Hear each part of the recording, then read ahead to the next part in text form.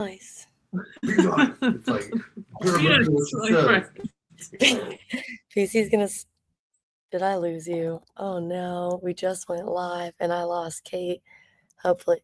Are you back? Hello? Can you hear me? I can't hear you. I cannot hear you, Kate.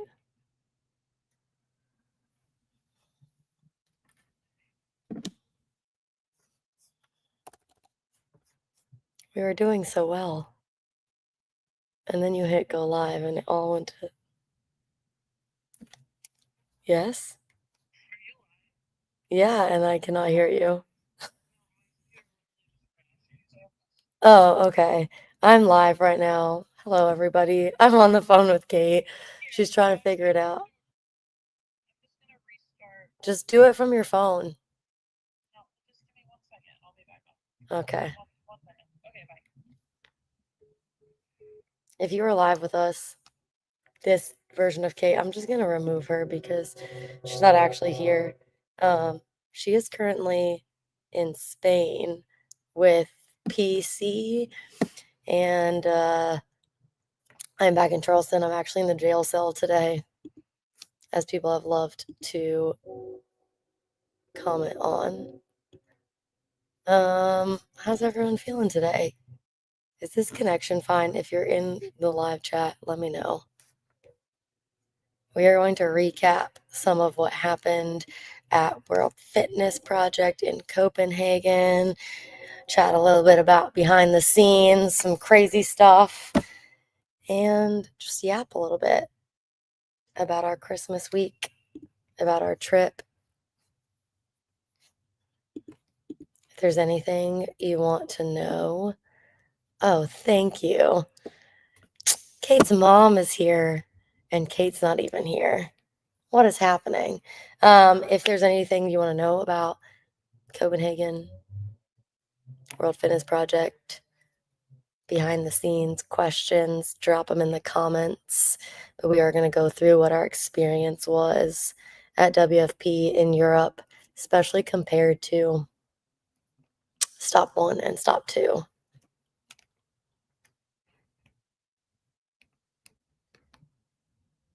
It wouldn't be an in the box office episode if we didn't have some drama. Oh, let's see.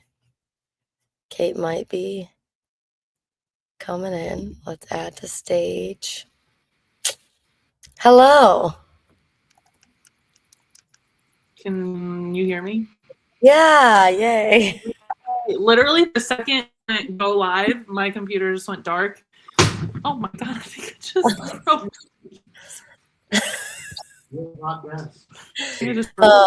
Your connection is not great. You're breaking up. It just is what it is, unfortunately. No, I don't want bread. Did you hear me? You're breaking up a little bit. I can't. Okay. Your mom is in the chat, though. Your mom can hear me. I was just yapping by myself. I love that PC just offers you bread to eat while you're on the. Listen, I have not eaten what feels like a proper meal in 12 days, and I need some real food. So why is he offering you some bread? Because we haven't had dinner. It's 7 o'clock and I'm starving. So as soon as we're done, get dinner. I've had like 2 mini tacos and 2 pastries today, and some gelato. So I'm really. That sounds amazing, but you need more food than that. It's been like that for like 10 I basically was telling them we're going to break down WFP and what our behind the scenes thoughts, and then compare it kind of to the last 2. And yeah. Sounds That's good. what I was yapping about when it was just me on the stage. I definitely broke the stress. I'm actually in my WFP shirt today. Amazing. Is that mine? No, I got one. Thank you very much. Well, I get like 4, so and then I always throw I'm technically not. I don't know. I was volunteer for 1 day, so I got one, and then I went to external media. Amazing. You got home Monday night. Monday? No.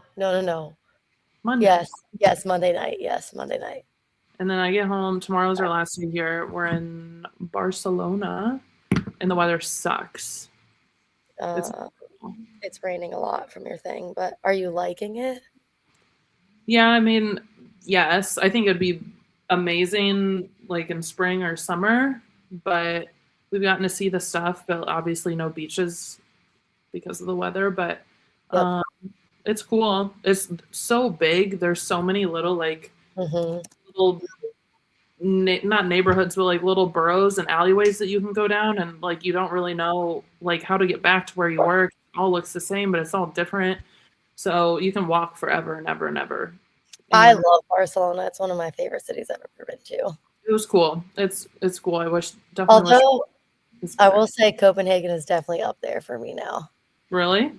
I thought it was magical. It definitely felt when we went to the Tivoli Gardens, felt like we were in a Hallmark Christmas movie. I was telling literally everyone at the gym, I was like, it's like we're in a Hallmark movie. There's just like people with waffles and hot chocolate, and everyone's happy, and it's beautiful. And like I do feel like it wasn't like kitschy or tacky. It felt very authentic to me, at least. Definitely. Because I feel like I've been to some Christmas places like, in New York or whatever, and some of it's kind of tacky or like fake touristy. Mhm. Most of Copenhagen that I saw just felt like that's authentically them. No, totally agree. And like I'm chronically online on TikTok, and that's kind of the vibe as well. That it's like that is just kind of, I don't know if like way of life is the best way to explain it, but it's just like part of their tradition and like what they Yeah. do. It was cool. I feel like I understand why Scandinavians are the happiest people. I was like, I just could not stop smiling. And I went to the Round Tower without you, but you went after, right? And just like standing up there and like seeing the whole city, I was like, this is insane. It's beautiful. And like walking around that like downtown area where all the houses, it's like cobblestone streets and like beautiful, colorful buildings. And I was just like, you can't help but be happy. It was amazing to me how, and it's the same way here. Like it's been pouring all day today, and the weather, like the temperature is a little bit warmer, but not much. But it's definitely not as cold as Copenhagen was. Everyone is still outside. They're eating outside. They're walking Yeah. outside, riding their Because bike. they were saying, like, even when we went to the Christmas market at night by the water, everyone's still eating outside and they just have blankets. And I'm like, that's why it just seems very like authentic way of life, which is very cool. And I think in general, um, in Europe, people are outside a lot more, walk a lot more. The food I felt like was just like very clean, real food everywhere we went in Copenhagen. Like even I had a burger I was saying that was like a homemade bun and like not greasy. Everything just felt like good, healthy, real. I don't know how to explain it.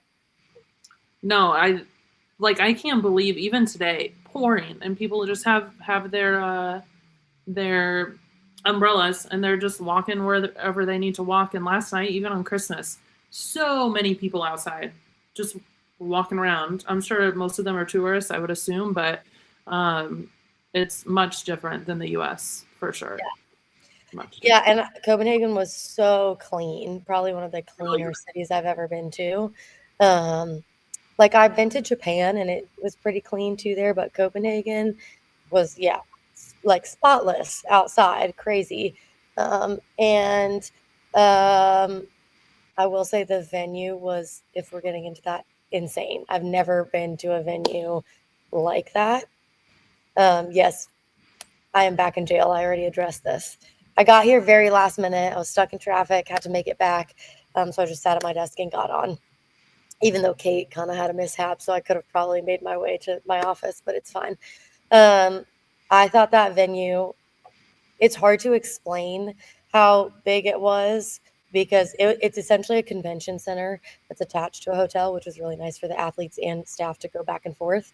But it was like the vendor village was a whole venue in itself. The food court was a whole venue in itself. The venue was a whole, like, I felt like it was like 4 or 5 venues in one.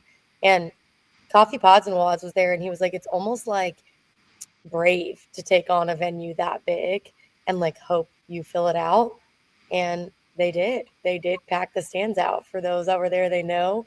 I think every athlete has posted about how crazy the stands and energy were there.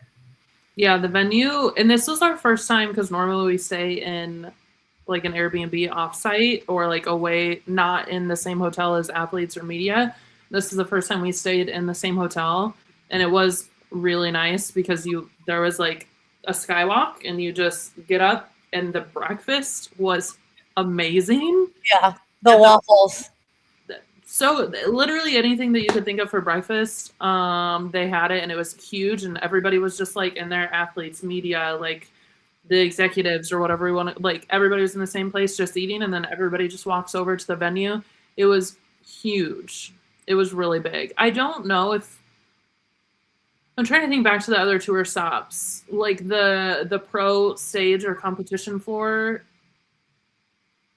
I mean, in Indianapolis, it was very big, the venue, but in a different way. Like the Indianapolis venue was huge, but like it was a huge field. It wasn't a huge, like it was a huge space for competition, but the venue itself, I don't think was like, I don't know how to explain it, but I was saying if you've ever been to Opryland in Nashville, it's a convention center, and it was kind of, I would say that's the only place I've been that's somewhat similar. This was much nicer, much more European and like beautiful, but the Opryland is like a convention center hotel, all of that, and I think that was the closest thing I could think of to it, and it had like trees and like stuff inside, and that's Opryland also has that, but yeah, people were, making a lot of posts about how it wasn't packed on a Thursday.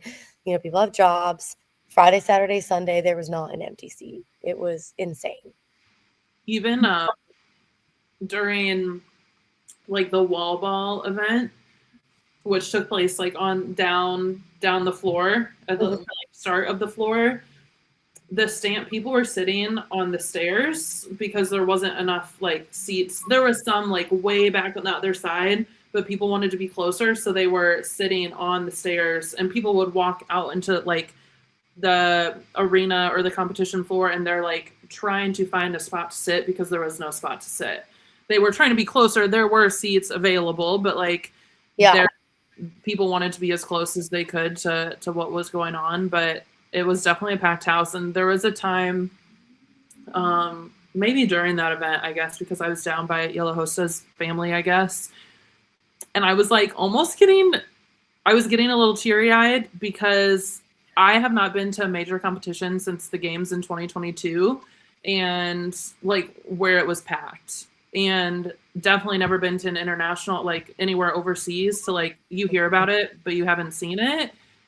And I was like, this is the coolest thing I've ever seen. People had drums, people had flags, like they were hanging their flags over the side of like the barriers to the competition floor. They were waving them around. People had like signs and posters, and you don't really see that even at the CrossFit games. Like I don't even know if maybe I just haven't been paying attention when I've been there. But no, I think it's different too. I also think like growing up in Dubai, World Cup was a really big deal for soccer, and like they would, whenever World Cup happened, would be like the only time we'd be like allowed to stay out super late and all those things, and they would set up outdoor tents essentially where they'd have like bars and serve food and have massive TVs, and we could all watch it, and that was giving like the same feel of the fans for World Cup. Like World Cup, soccer in general has the craziest fans, I think. And I was like, this is like World Cup. Everyone has their country flags. Like people have drums. It's crazy. And it's just a different feel. And then like where Yonakowski was doing really well in that one event, and he had like all his fans running down the floor, like down the stands with him. And it's just, I was like getting goosebumps a lot of times throughout the weekend. And I think definitely like European fans don't get to see not only European, but also American athletes like that very often, because there isn't competitions that have that caliber of athletes all in one place. So I think like, talking to like some of the athletes, it's like an hour and a half flight to get there. I think that's like so many people would take that in a heartbeat. And I think going back to, we're talking about the breakfast where all the athletes are, it was like hilarious because there's obviously like a few people that are not athletes or staff, and they're like going into this breakfast hall, and there's like the most jacked humans they've ever seen. They're like looking around like, what is happening? There's like 60 to 100 like yoked people in here. There was one morning that there was a line to get in, and me and PC were talking about it while we've been here.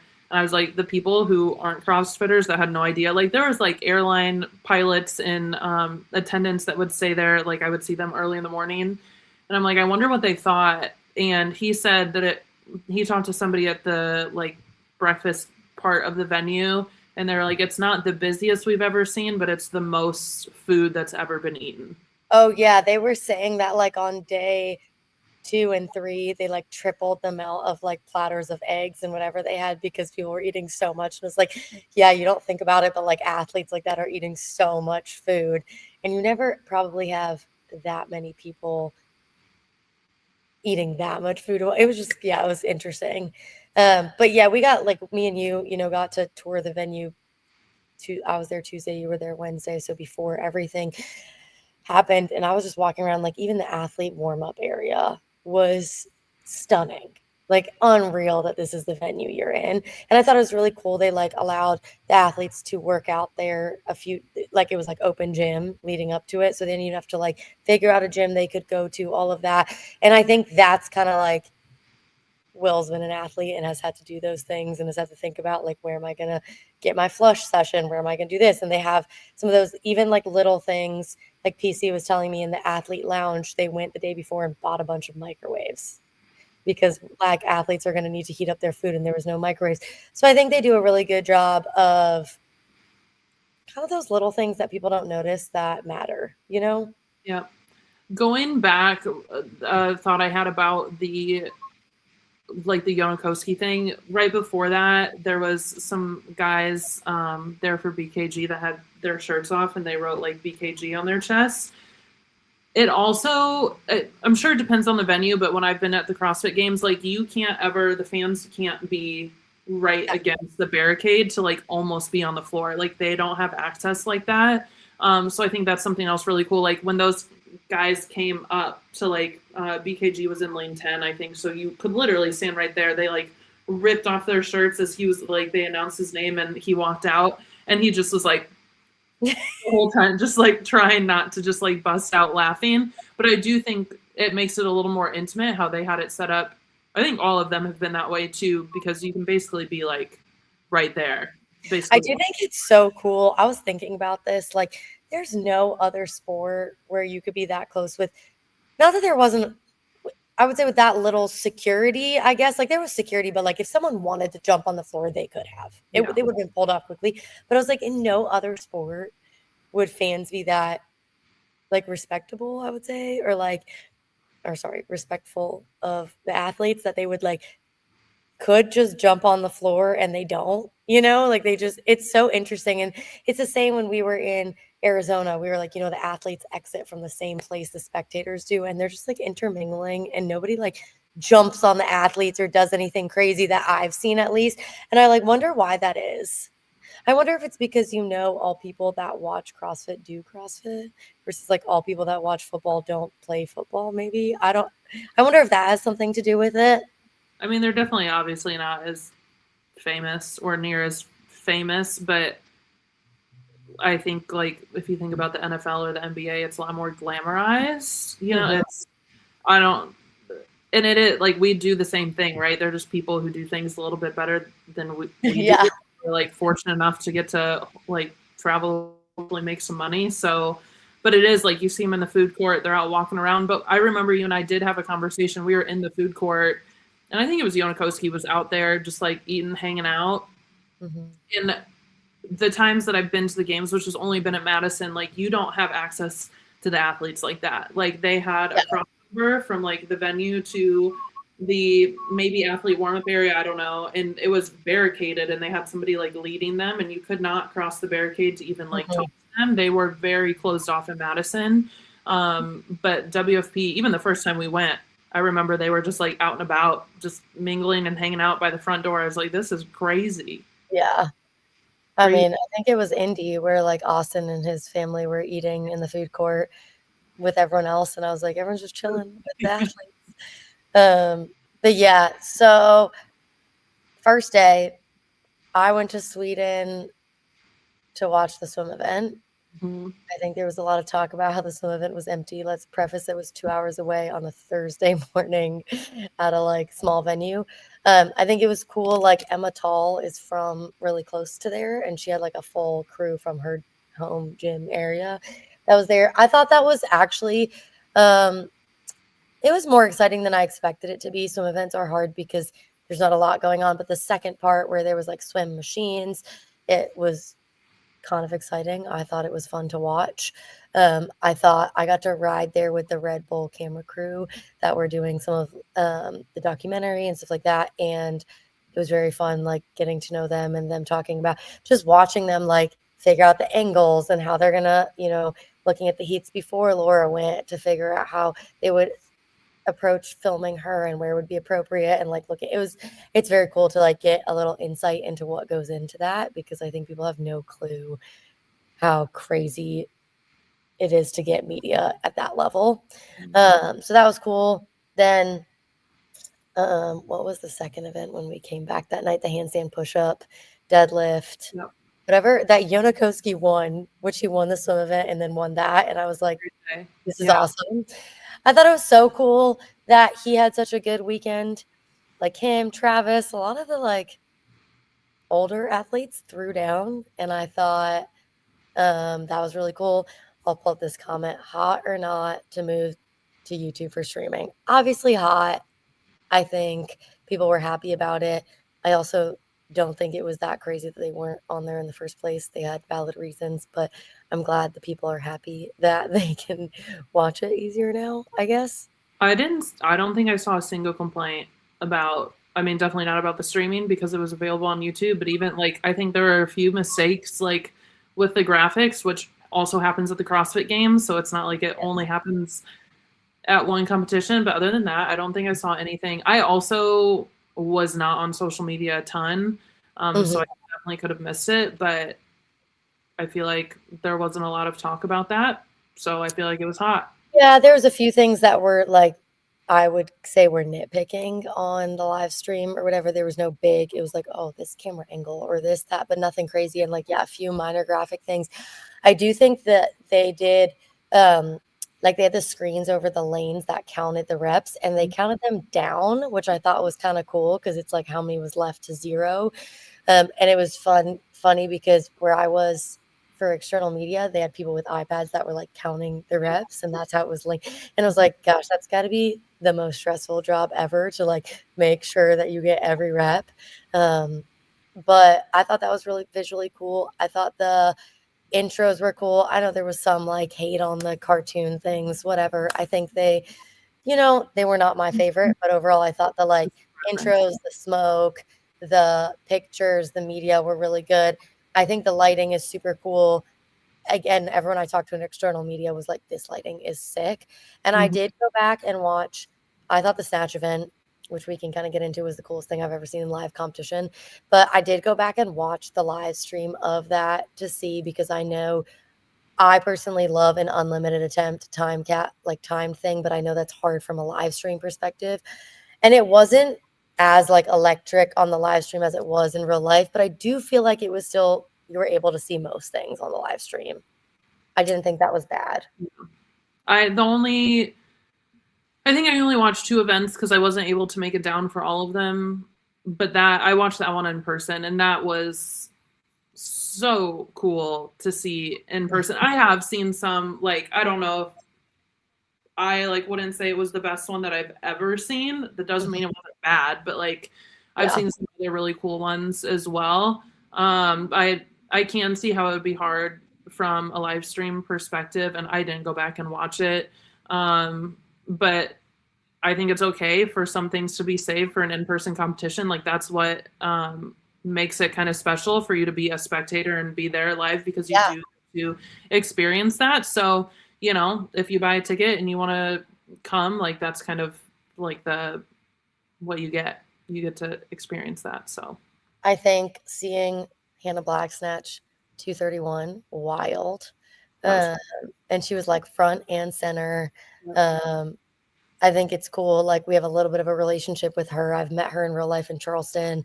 And that was like I know that she hasn't been lifting a ton because that is her strength. She's obviously been running a lot, which paid off. You could see she had like better finishes in running events, but to still be out snatching the field like that and still be PRing your snatch when you're that strong it was so cool. And she just lifts so beautifully. It's fun to watch her lift. And then the men, like the Guy versus Tudor, I think I love the unlimited attempts because you do get to watch that like gaming it back and forth. And that mimics how you would lift or how you would max out in your gym, right? Most CrossFitters that are at their gym are not doing 3 attempts. They're doing like max out in 10 minutes. And I think it's so cool because like we haven't really seen anyone come very close to Guy until maybe Austin, but he was still kind of 10 pounds off. And their style of lifting was just so different. He's like so explosive and fast. Tudor's got that kind of slow grind. And it was them going back and forth like that, kilo for kilo was so great. And then I interviewed them in the back, and Guy was like in tears and completely shocked. He had like no idea how, because he had injured his shoulder, potentially redislocated it. Tudor was like, I've never could have imagined lifting that much. They were both like incomprehensible when we went back there, and they were just like so like in the moment, could not believe that it happened. And that was like the coolest interview I think I've ever done because they were both just like almost like so shocked and grateful to that situation, right, which is really cool. I think partially why we don't see a lot of that is because Guy is never in the same heat as anybody else, so he's either way before. So it's cool to have. Like him and Tola were that one time, right? Him and Tola, maybe, but not in like what event in Indy. I feel like and they weren't in the same heat. They were I think one after the other. Yeah. Tola was a challenger in Indy, so we don't. And usually that's how it happens, right? Like a heavy lifter, if that is like their specialty, they're normally not going to be in the top heat. They're normally like back further. So you just kind of have a number to chase usually, but it was really cool to see them go back and forth. And like, I think back to the games where they did have 3 attempts or whatever it was. Like if that person's in your heat, you can kind of be like, oh, he hit 500. I'm going to do 501. But like, there is no last minute changes. You know, I hit 1 30 seconds and you hit one, you know, with 10 seconds left. And then I wait. Like, it was kind of like a nail biter. It was really fun. It was really exciting. Like Tudor lifted and Guy was literally listening to see if he made it, heard it, and then lifted in the last like 5 seconds. And it was like the prettiest 153. And I've seen like so many reels on my feed that are like weightlifters that are like, we can no longer, like that's a number that's crazy for even weightlifters now. Like they're getting close. Like a 153 kilo snatch is a big snatch even in weightlifting. And so they're like, we can't really like, we can no longer be like CrossFitters can't lift that heavy because Guy's like making us look bad. But I also think the other thing I was going to say is like, I know there's a lot of hate on Guy that all he does is weightlift and nothing else. And he did come 6th overall, and he went from being 13th to 6th. So he's obviously not that bad at everything else. And I just want to put it out there that I feel like people hate on him a lot for being not a CrossFit weightlifter. And I'm like, killer. I don't even think it's people. I think it's just I think a lot of that crew, but you know. Oh, okay. I mean, so they're, you know, like that's not majority. And like you can, I think they say that he's a showman, which he is. And like, so what? You know, like Harry Lightfoot was running around the crowd when they were in but also like a showman is a good thing for the sport. That's what we want. Like, and if that's what makes him have a little bit of fun, and if I don't know, I mean, Jason Hopper's kind of a showman, but on the internet, you know, kind of. I also will say, like, from a media perspective, it's like he's the most willing to have conversations, to talk to anyone, always like has something fun to say. And I think that's like I enjoy that from my perspective. He's fun to interview. He's also like super kind to all the fans, super kind to his other competitors. And I think that's really cool. Like it's good for the sport to have people that will always stop for the fans, will always talk to them. I think that's how you grow the sport, right?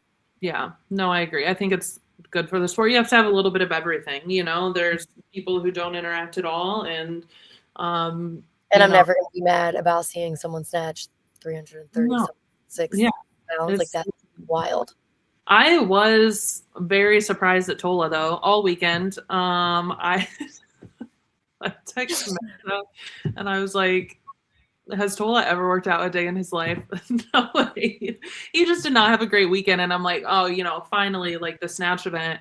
And it did, I'm sure did not go as planned for him. I mean, he still hit a really like a 320 or 319. For sure. He still did great, but I think he had bigger lifts planned. I will say I was very impressed with his handstand walking though. That was sick. That was cool to watch. Him and Andrea Solberg, is that who it was, right? Mm-hmm.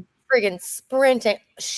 The way she turned around and like propelled herself back into it was like the craziest thing. She's better than DB at handstand walking after watching that, which is like crazy to say. I did not watch that event live, but we were watching it in the media room, and all of a sudden I heard, whoa, and everybody just like looked up, and then she was just zooming back and forth. It was crazy to watch. Like, I don't know anything else that happened because I like couldn't take my eyes off of. I was like, she's already on ground. What? Like, it's been 45 seconds. What's happening? Yeah. But I think it would have been cool to see Victor Hoffer do that event because he might have been like that. I mean, I don't know. Tola was moving. I don't know that he could have gone much faster. He didn't win that event, did he? Oh, right. Tudor did. But I do think his handstand walked for the fastest. He just transitioned a little slower, is my thought. But yeah, it was impressive all around. I think he like barely beat Guy on it, and that was the whole thing. Like, he's like, he got me on the snatch, but I'll get him on the handstand walk. There's a little talking. It was like super close, I think, for that one. I do think he ended up getting. He beat Guy. I can't remember. I think he was third. Yeah, he did barely beat Guy, but I think he was third. I want to say second or third. I don't know. Tudor, and then I don't know who else. Another person that I thought had a standout weekend was Jack Farlow. Super cool. He started as a challenger, not even a pro challenger in Indy. And like, that's kind of, he was like the story of WFP. That's like what they want, right? People who would start as a challenger. And then he ended up in the last final heat. Overall was 11th, but was in the final heat for most of the competition. Like, that's so cool. And he, got a new coach, has been trying really hard to make it. So I thought that was super cool. The Milkman, yes. He was super hype. And like at the beginning of the year, I interviewed him, Tudor, and Ben Boulanger, who's not here because he had a quad injury. But the three of them were like, we're all challengers and we're going to make it. We're going to get our pro cards. And like, him and Tudor got their pro card, and that was kind of cool. He was like, I feel like this is where I belong. And I thought that was a cool story. There was quite a few, maybe if I had to guess, 6 people maybe who were in the challenger division, maybe more than that made their way up to pro card. I know there was people who dropped out, but because Hannah Black was one. I do think Jack, I mean, he was 11th. He would have, even with the dropouts, like, he probably would have made his way in. He had a good weekend. But yeah, Hannah Black got there. Nate Ackerman slid in 20th. Jen Muir, right? Wasn't she? I can't remember if she was or not. The point difference for Nick Matthew and Nate Ackerman was like 6 points or something crazy, to try to determine who gets a pro card. And Nate went first. No, Nick Matthew went first. And that was, normally I don't get like 2, and like, I'm just there, like, I'm just watching, but I knew it was so close because there was that cut line, which, like, that story kind of becomes a little more interesting than what it normally would. And me and the other girl that I was working with, we were like, Nate Ackerman has to beat him. He at least has to, and it made, I normally don't I literally was like, looked at Nick's time, and I was like going back and forth, and I was like, I think he did it. Like, and that's cool. And the commentators did a good job of like saying how many people had to be here, there. And Nick still might get a pro card, because if someone of the 20, I think he was 21st, right? So if someone of the 20 doesn't accept it, he still could have it. And same with like the woman, like, we know Brooke Wells is not going to accept hers, and I'm sure there's some others that aren't going to accept it. So it's possible. But I assume that'll happen in the next like month. I don't know. I don't know what the cutoff is going to be. I think whoever was next in line for the girls, I think, has already accepted. Brooke left her pro card for a fan, like left it in the Yeah, hotel. she said when she got it, she was like, "Should I give it to someone else?" Oh, do you want to address that? Who do you think won't accept it?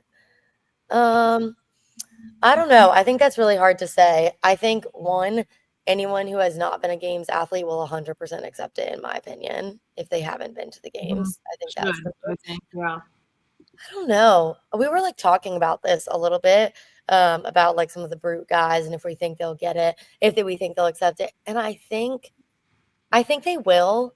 I think that there's going to be a lot less like people doing Wadapalooza teams and other things if they try to do both. Like they're going to have to cut other competitions. I don't know. Is there anyone you're like they definitely won't accept it?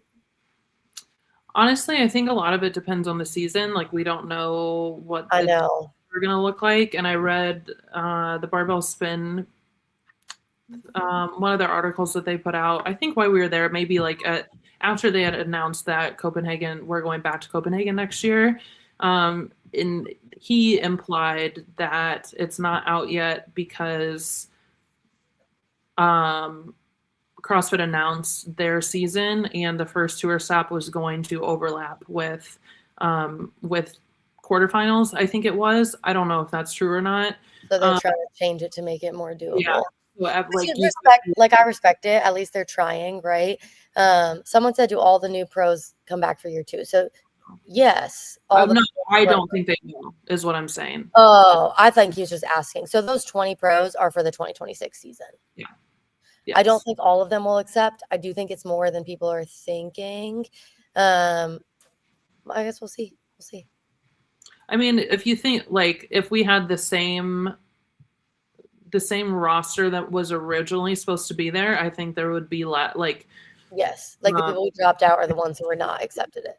Yeah. So, and now that we have those people that were on the bottom of the cut line who don't have a guaranteed spot to the games, like I think that helps the percentage of people that are going to accept. But I do think there will be some people who say this was too much for me. Like if I want to do both. But again, I think those are only people that have potential to do something. Mm-hmm. But I mean, look at James Sprague. Like he won it all, and he did both, and he did well at the games. I think it's possible that Jeff Adler was talking about how he doesn't do well. Like I heard him chatting, competing a lot. Like some people do better, some people do. They don't like to compete. I think it's going to depend on the season and what they choose to do. But like I don't know. I think like James is a prime example. If he was able to do both, he was able to recover and compete well, seemingly. And I think it's doable. I think you're going to have to be smarter about a lot of different things. But also, like, this is the first year it's been like that. People might adjust, adapt, change the times they peak different things. And, we'll see. I think. Oh, go ahead. I just think about SoCal. Like, that's something that is super cool because there's not really anything like it, but that would be something, especially because it is those main people who have a really great shot at the games and a really great shot at WFP. Like that might be something that's kind of easy too. Yeah. So I don't know what that would look like, but that would be super because they don't want to miss Rogue, right? Rogue's a huge opportunity, a huge payout. And I think maybe Waza might take a hit eventually. I don't know because it's like early, but also Wadapalooza is early enough that they don't have to.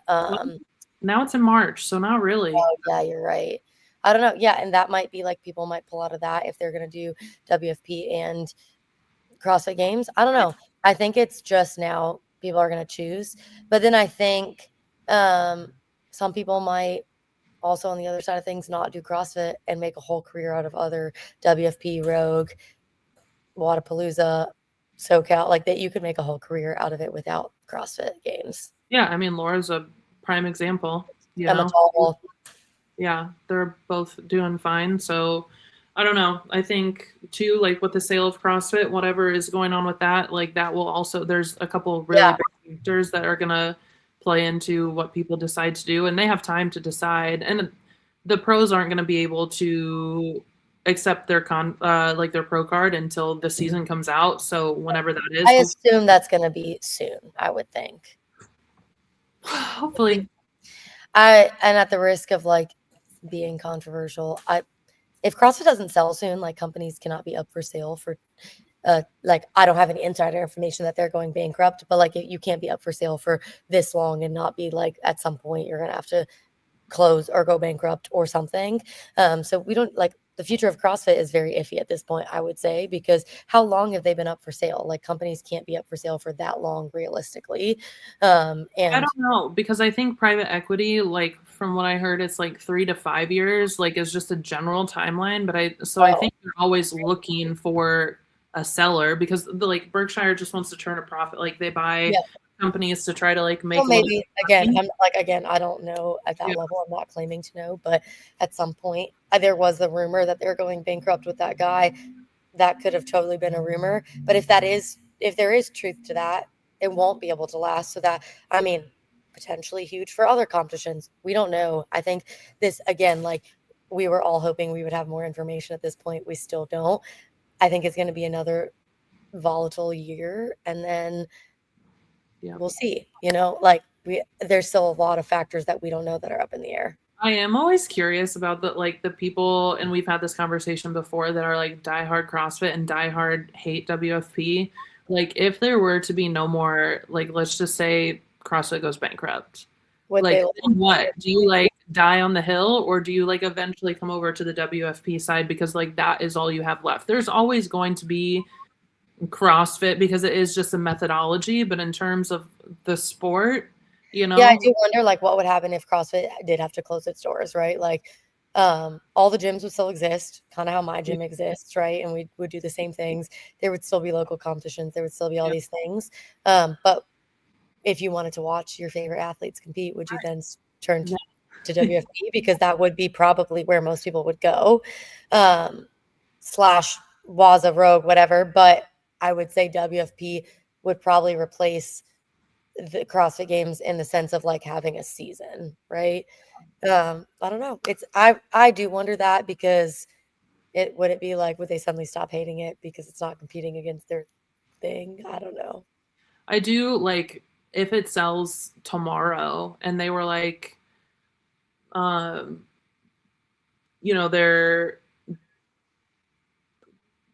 they could still like put a whole kibosh on the entire season. Like whoever buys it, they could be like, there's no CrossFit Games, or oh, there's no semi. Like they could change. I guess I don't know. Maybe there's like a contingency plan if something like that were to happen. But I feel like with both, like we don't know the season for WFP, and we also don't know what is happening with CrossFit. That there's a lot of uncertainty in next season. So who knows? I will say. Brian friend made a video, I don't know if you saw it, saying like the functional fitness space is thriving, and there was comments whatever, but I do think he was true. Like WFP kind of forced, maybe they didn't, but from my perspective, that maybe that's the reason they forced CrossFit to come out with an earlier season. CrossFit now has like given more information than they've ever given. Athletes have more opportunities to compete. I feel like overall the bar is being raised all over. I think Wodapalooza collaborating with CrossFit for the open workout. I think WFP having like massive events like that in Europe. Like it is cool. The space is looking good, better than it has in a while. And I thought when he said that, I was like, you're right. Like if you are a diehard CrossFit fan and you do hate WFP did kind of make CrossFit raise the bar. Yeah. I'll give him that, right? Yeah. But now, like, not now, I guess, but it's kind of like flipped because everybody was like, oh, I want the season to be announced earlier because they want to announce the season until like January or something crazy. And now we're kind of waiting on WFP to announce their season. But if the reason is that WFP is changing, it's trying to accommodate for CrossFit, I feel like that's valid. Hopefully that means in the next few years that they can both release schedules earlier. That would be ideal. I think, again, like things take time. I think if we look at, I was talking to some of the media guys about this, like this is WFP's first year. This was their first final. Like that was incredible. That event went off pretty much flawlessly, I would say. There was like little things here and there, but as far as the big picture, it ran smoothly. It was safe. The athletes were all treated really well. I think the events I thought were great tests overall. It seemed, I mean, a lot of people had issues with all the programming. In the end, it seemed like all the athletes felt like it was a good, well-rounded test over 3 events.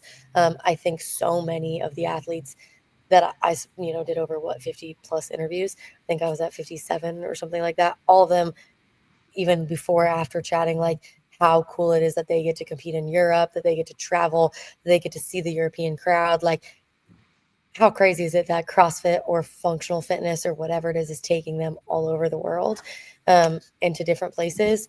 And then that they announced it'll be back in Copenhagen, I think was really cool because you couldn't ask for a better venue. And as you're saying, it is so big that there's room for the vendor village to grow.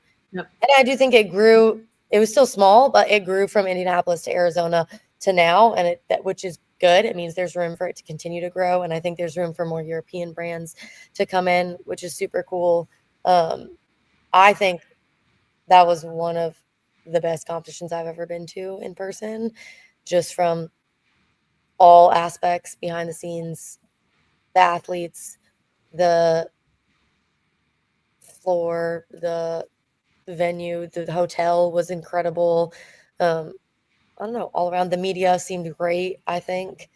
Commentating was good. Live stream didn't have a lot of complaints. I thought it was an incredible experience. And then to be in Copenhagen in Christmas time is just, you can't ask for anything better. It was cool. I do think, like, and I've only been to the Madison games, so like I have nothing else to compare it to, but like I like I don't want to say I like the tests better, but like Madison was so cool because it had the outside turf area, for whatever reason. I'm like blanking on what it was called. Yeah. I know what you're talking about. So they had that venue, and then they did the Capitol event, and then they had the Coliseum. If somebody could replicate like that, but then have the audience that we had this past weekend at WFP finals, like that would be the coolest thing ever. And I do think there's probably room for WFP to grow into having more locations, but that's a very hard thing to do, obviously, like from a regulation and logistics standpoint. But they pulled off an event like this. What's the next thing? Maybe a location in the city. And like Copenhagen, stunning. So many places I'm sure they could do events at, similar to like the Capitol or when they use the city. And I like, from talking to people behind the scenes, I think logistics and regulations are a little bit easier in Europe than they are in the States, just from a probably red tape standpoint, I would assume. And like insurance and stuff like that is a little bit easier in Europe. So maybe that is something they incorporate, right? Like I think the swim event was a start of that, like using a different venue. So maybe they add another one.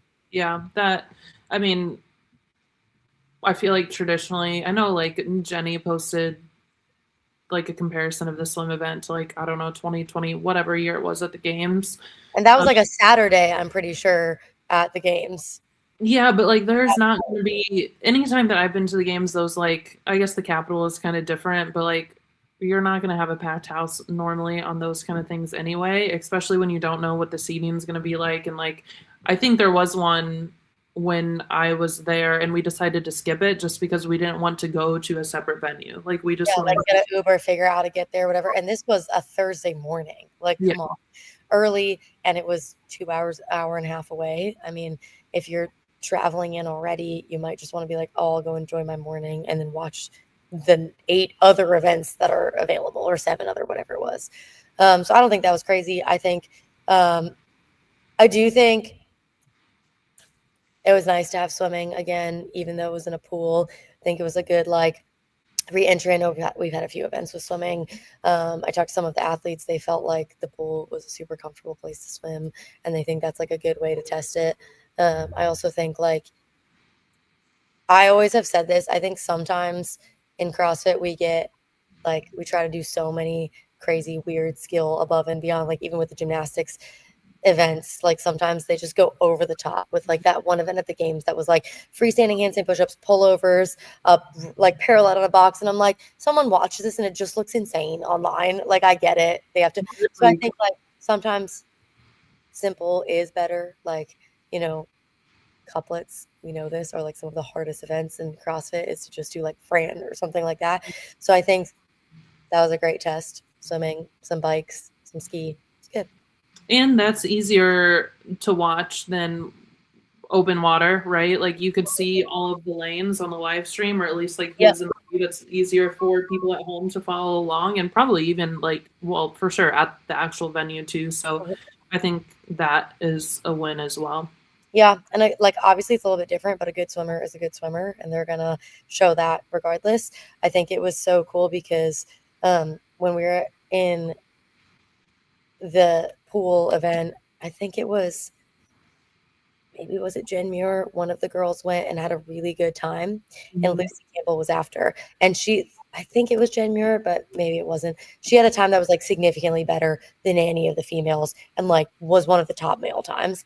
And Heber was like, I turned around and looked at Lucy, and she was like, I got it. And like knew she was even going to be, and she did. She like annihilated it. And she like, I was like, oh, it's like that level of confidence with your swimming that you're like, no, I'm like going to beat everybody and all the boys. And that was super cool. And she's like such a good swimmer. I think she continues to fly under the radar, but hopefully, like, I feel like people don't talk about her as much as they should. Lucy? Yeah. That was you. You were like, oh. And I was like, yeah, oh. Including myself. I feel like we don't talk about her as much as we should. I think it's because she's not as flashy for sure. And it's not like as much social media content, but she did great. Well, she always does great. And that's why, like, I feel like maybe I was on the B.Friendly show once. With your hot take? No. But I feel like I had, like, talked about her, and everybody's like, oh, I forget about her. Or, like, oh, I forget. And it's like, I kind of do the same thing, too. But now I'm like, oh, no, if Lucy's in the field, like, you can't count her out to be somebody who's on the podium or winning events. But I think she's only going to get. You said you think she's going to win the games next year. If Laura's not going to be there, and if Tia's not going to be there. Laura's confirmed she's not doing next year's season, as far as I have heard. Yeah. So, I mean, I think Lucy definitely has. Mm-hmm. Yes, Lydia Fish did get a pro card. I think she's impressive for how small she is. She's much smaller than the rest of the field, and she can hang. Yeah, she did great. She's obviously not as strong as the rest of the field, but even on the I think it was the clean event, one of the last ones in the snatch, she was still celebrating and she was still pumped. It wasn't like, oh, I suck at this. Like, and even Danny Camacho? Yeah. He was the same way. Like couldn't really get through the barbells, but he was still having a really good time and like PRing. I think that's understanding like where you're at, right? Like if it's a heavy for you, it's heavy for you. And that's the reality. And I think like that's how you maybe have longevity, is like, because if you just are mad that you're never good enough at the things you're bad at, you're not going to want to keep doing them. You got to like take the wins where you can get them. I think that was cool. I am excited to see Gabby make her comeback when you're talking about winning the games. I mean, she's someone who could, like, previously second at the games before her injury. She looks dangerous. Like, she looks like she's coming back. She looks so fit and so strong. Got to see her work out a little bit in the hotel gym and, like warm-up area. She said she's like on the come up, getting better every week. She's starting to run again. So that could be really cool. She might have a really good season. I'm excited to see that. I feel like it's a comeback everyone's been waiting for. And she was like on the come up before to maybe be the best. Yeah. So yeah, I'm excited to see that. I think there's a lot of good stuff for next season. Like we talked about, there's a lot of unknowns still, but Tia being out, Gabby being back, whatever she decides to do, and Lucy Campbell making her comeback this year. Like, I think it's a perfect opportunity to have a really stacked women's field this year. And Amy Kringle, I mean, she's getting better and better every single time. I think it's really cool that she got second. Like, and was tied. Like she got second by a tiebreaker, which has been controversial, I know. But like, yeah, besides top end strength, she's pretty good at everything. What did she snatch? Do you know? I didn't pay attention to her snatch, unfortunately. Again, like, oh yeah, someone said Kazan's coming back too, which, yeah, another. I mean, she was looking good prior to her injury. I'll give her that at WFP. I mean, she got what, second at Rogue, right? Yeah. Second or third at Rogue, And even won after. Force up too, right? Yeah. Yeah, she won in Mesa, right? Or was I it? can't remember if it was Mesa, and she didn't. No, she didn't go to Mesa because Oh yeah, she won. She won Indy. Yeah, and I don't know. She's one of those people everybody keeps like hyping her up a lot, and like she wins. But I feel like whenever she goes to the games, I don't know. She's Yeah, but this was looking like the year that maybe, yeah, she won Tour Stop 1. She was second at Row. You know, like, so we'll see. We'll see.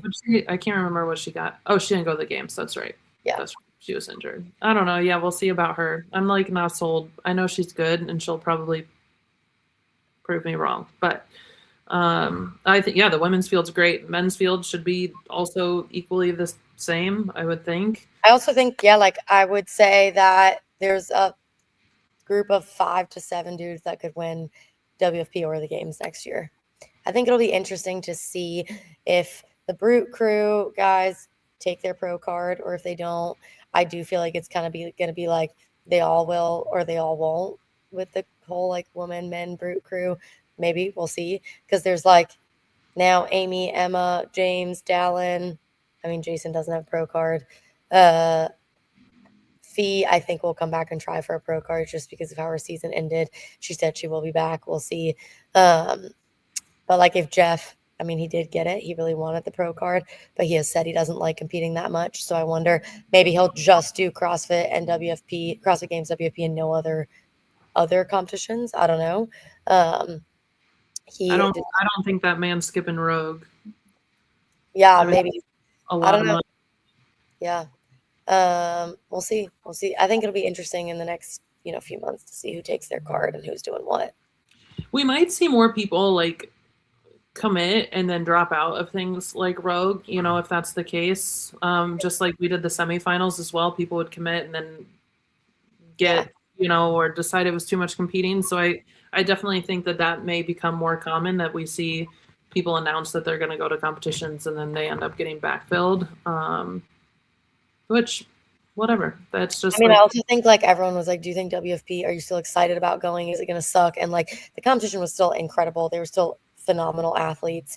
Like they act like the people that are just behind are like that much worse. And I'm like, they're very fit athletes, and there were still a lot of games athletes there, a lot of top world class athletes there. This, I guess, can be my hot take is I didn't miss anybody that wasn't there. Didn't even think about them once, actually. So like it was fine. Honestly, I agree. There was no part of me that was like, damn, this person's not there. I think the only time I thought about it was in the handstand walk, and I was like, I think Andreas Olberg would have beat DB. That was like my only time I thought about someone else. But like, I mean, it was a show. It was a show through and through. And that's not like a knock at anybody. It's just like the competition was good, and I wasn't like, damn, I'm really getting like the B team here. Mm-hmm. I forgot about everybody who dropped out. So I guess that's like the best way to like explain how it was. I feel like we saw a good competition. So, and I want to go back. And I think everyone who was there in any capacity, like behind the scenes, team, media, spectators, families, were all like, this was incredible. Like the general consensus was like, this was an amazing event. Mm-hmm. That like once in a lifetime opportunity, right? To travel to Europe and compete on an international stage. And I think I felt that way for sure. Like, I can't believe we're here. It was wild. It's like, I mean, every time we go to something like that, it was Phoenix, then it was SoCal, now it's Copenhagen. We're like, holy shit, we're in Europe right now. This is crazy. What does PC's emoji mean? I have no idea. I don't know. He was just sleeping, so I don't know. He probably doesn't even know. We're probably like, it's dinner time. He's probably like, I'm hungry. Can you wrap? Probably not. I'm starving over here. I did. You know, I'm gonna rope some new guests into. We talked to quite a few people who said they would be guests on the podcast. So hopefully in the next few weeks we'll have some cool guests on here. I think that's also like such a cool thing of like networking when you're at events like that. You're just around so many incredible humans on all aspects. There are a few that I asked that I have been fiending to get as guests that said yes. So hopefully we'll be announcing them soon. Yeah. Anything else? I feel like that. Next week should be same time. I get back on Sunday, so I will be back in the same time zone. Is it New Year's Day, Thursday? Yep. Well, I'm not doing anything on New Year's Day. Yeah, New Year's Day, 7 p.m. Maybe we'll make it earlier. Who knows? We'll find out. Thanksgiving, Christmas, and New Year's Day all on the same. Wild. But yeah, I'm not getting crazy. So, yeah, stay tuned. We'll announce what's going on. We did get like 100 new followers or something like that, I think. More. Yeah, more. So we are almost to 1,000, which means eventually we can go live. So yeah, get us there, please, because we'd love that. To close us out, this episode is brought to you by RF Supplements, the NSF certified supplement brand trusted by athletes who demand clean, effective performance. From protein powders to peptides, RF Supplements has everything you need to perform at your best. No fillers, no shortcuts, just science-backed formulas built for real results. Check them out at rfsupplements.com and use code RF-ITBO for 15% off your orders. RF Supplements, fuel your potential. I love it. I posted about them took them with me to Copenhagen. Everywhere. I should have brought mine, but I did not. I still have not drank any water since I saw you last. None. I'm the one who's like, drink this, Kate. I really am dying. Okay, that's it. We'll see you guys next week. See you later.